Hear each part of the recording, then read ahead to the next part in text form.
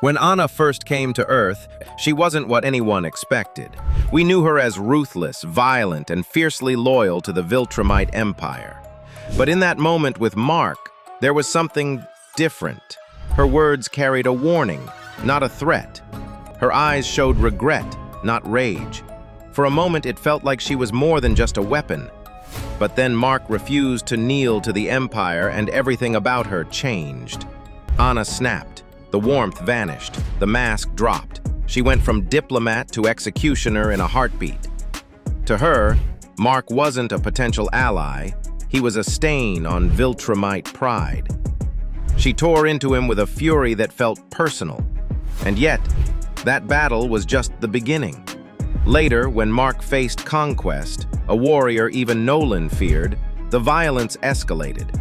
Mark bled, broke, and nearly died, but he survived. And when he did, he was no longer the same man. Conquest fell by Mark's hand, a feat that echoed through the stars.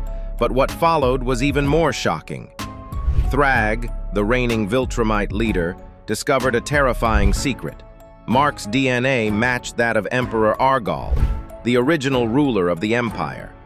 In silence, Thrag murdered the only witness, desperate to protect his throne. When Mark lay near death, Thrag tried to finish him, until Dinosaurus intervened, dragging Mark to safety. But Thrag wasn't done. He went after Nolan next.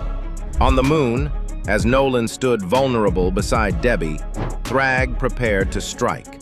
But the truth broke the Empire apart. Other Viltrumites arrived, and Anna, loyal, cold, and calculating, was among them. When she learned Mark was Argal's heir, something in her changed. The Empire turned on Thrag. Nolan was crowned emperor. And Anna, she didn't walk away. She stayed, and she started watching Mark. At first, it was subtle, watching from the shadows, lurking near his battles. Then, it became obvious. Anna was obsessed.